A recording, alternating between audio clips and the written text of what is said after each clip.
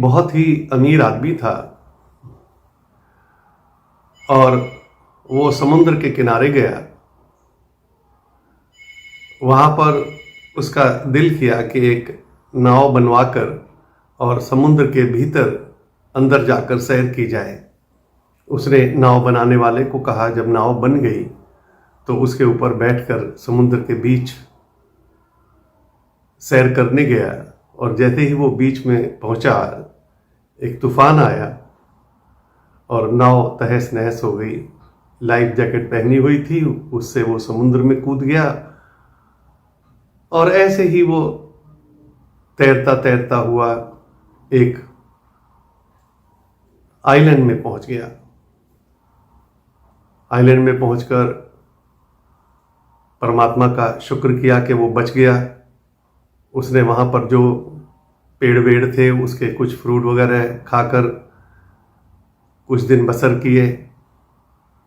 फिर उसने सोचा कि जब पता नहीं कब यहाँ से निकलना है, कब यहाँ से नहीं निकलना है, जब यहीं रहना है तो एक झोपड़ा बना लिया जाए।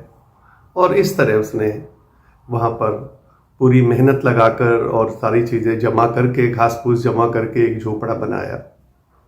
बड़ा खुश था कि चलो कुछ दिन यहाँ पर बिताऊंगा, शायद परमात्मा की कृपा हो जाए और कोई आए और मुझे बचा कर ले जाए।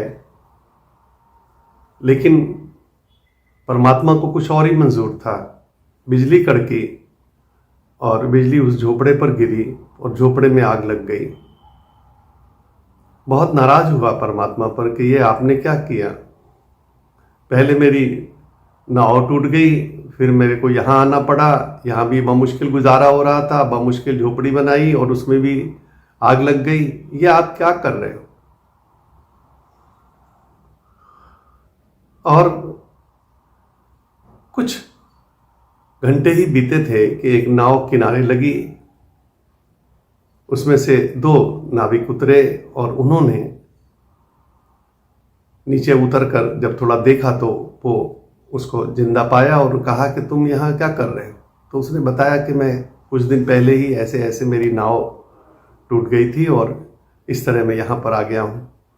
उन्होंने कहा कि हमने यहाँ पर कुछ जलता हुआ देखा तो हमको लगा कि यहाँ पर कोई इंसान है, इसलिए हम लोग इधर चले आए और आपको जीवित पाया। चलो अब हम आपको किनारे लेके चलते हैं।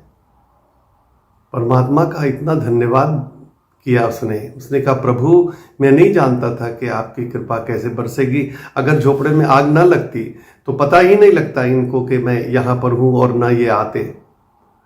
आपकी बड़ी कृपा, हमें पता नहीं लगता कि किस काम में क्या अच्छा है क्या बुरा है, क्योंकि कर्म तो हम करते हैं लेकिन फल कहीं और से आता है।